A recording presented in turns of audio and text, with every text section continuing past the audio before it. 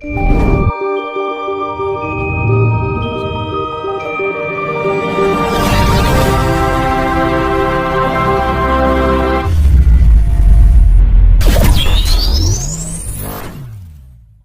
itu kan saling terkait antara jalur magma ya.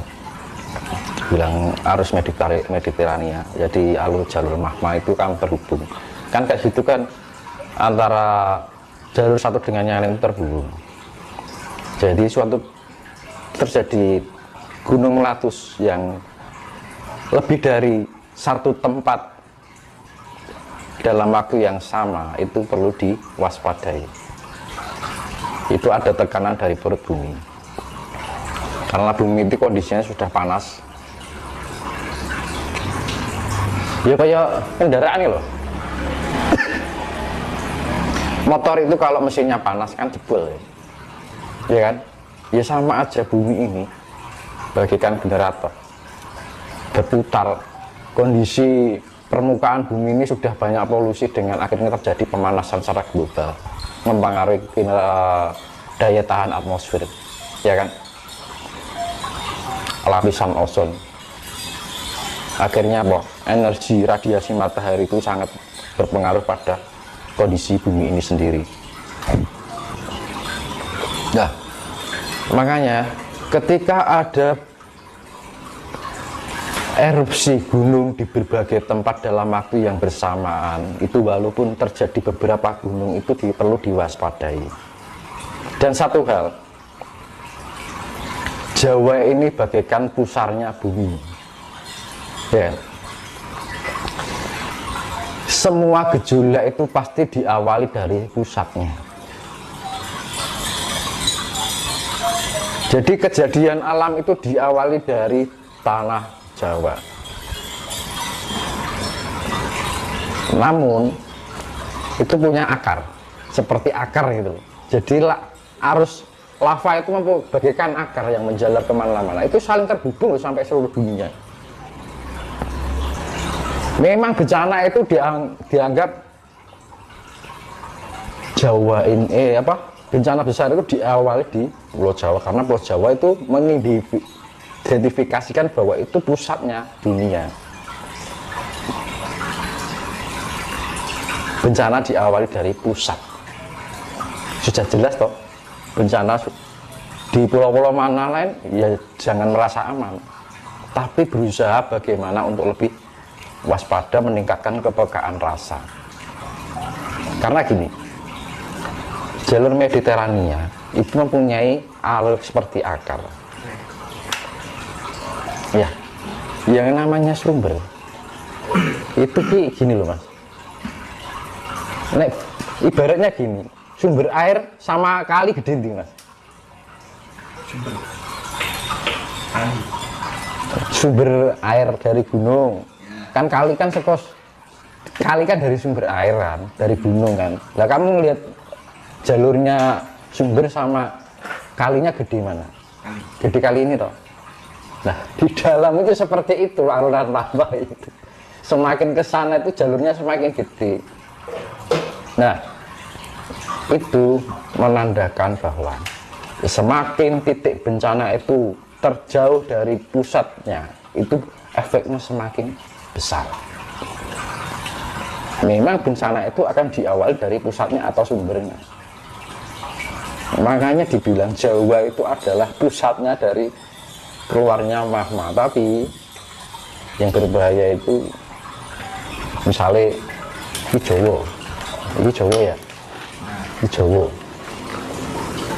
Ini ada akar-akarnya, misalkan yang Rusia, kalau Amerika, ini Eropa, Afrika. Ini goyang. Ini aman-aman aja. Tapi ketika ini sudah tidak aktif lagi, maksudnya itu sudah aktivitasnya sudah mulai menurun. Nah ini yang diwaspadai. Semakin jauh dampaknya semakin besar. Semakin jauh lagi tambah besar. Semakin jauh lagi tambah besar. Makanya bencana akan diawali dari Pulau Jawa hingga sampai membelah.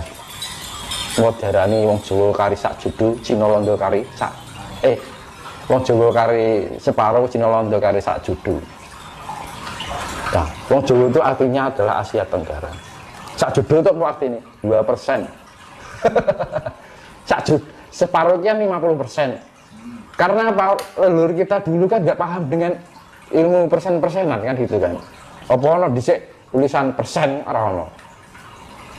Biar orang dulu kan ngitungnya kayak separuh. Sedudu iki ya 2%. Kan gitu, istilah-istilah. Mana ada leluhur kita dulu kenal 2% ya ora enak kata-kata gue kan gitu. Makanya disebutnya Jawa garis separuh, Cina londo garis sak dudu. Nah Cina itu kan mengapa orang Jawa itu menganggap Cina lah, Cina itu orang yang dianggap matanya sipit itu dianggapnya Cina. Sekarang ngerti ini wong dhisik kan modelnya kan ya wis kaya kita nyebut ini mereknya apa air mineral apa nyebutnya Aqua, padahal mereknya lain, ya sama aja kan gitu. Terus londo kita kulitnya entah itu dari luar negeri ya, mungkin dari kulit hitam atau putih dianggap itu londo kan gitu kan. Makanya kan Cina londo garis sak judu itu tinggal 2%. Jadi dari semua keseluruhan jumlah orang selain Asia Tenggara itu tinggal 2%-nya, bayangkan kan gitu. Terus separuh itu artinya 5%. Nah, kalau leluhur kita dulu kan nggak mungkin kalau ngomong 5%, bahasa seperti itu kan belum ada.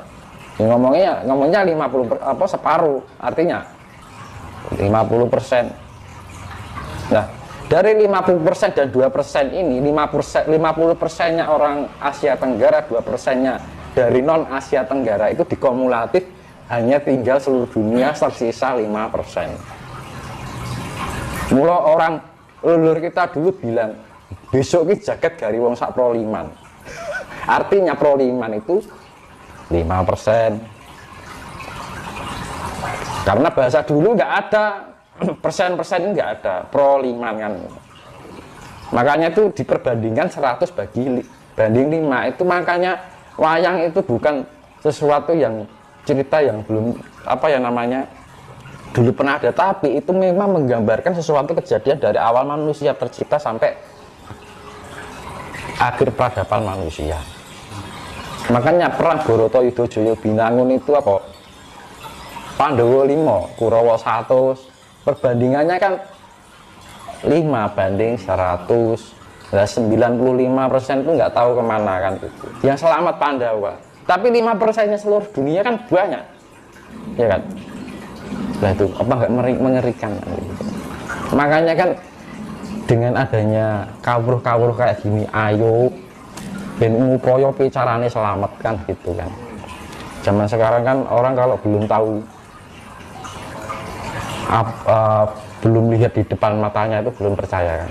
Makanya kan perlu pengolahan spiritual, kebangkitan spiritual itu biar memahami sesuatu yang sekiranya nanti akan terjadi kan gitu.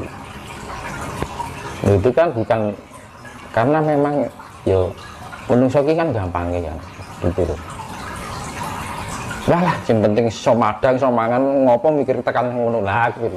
Kecuekan manusia itu loh kadang ya kan, tidak mau memahami kondisi alam, akhirnya apa? Lali, lupa diri, ya kan? Hanya mengedepankan keinginan, ya kan? Semua hasrat, keinginan, nafsu dunia, angkara murka. Karena apa? Alam target utama alam itu adalah satu, angkara murka. Keduanya orang yang merasa pintar dari ketidaktahuannya itu tadi. Makanya kan lebih baik jadi orang yang merasa bodoh tapi berusaha untuk memahami dan mengerti kan itu penak atau tadi wong yang ngerti apa nek kuwi ngajarke sesat kan ya ora.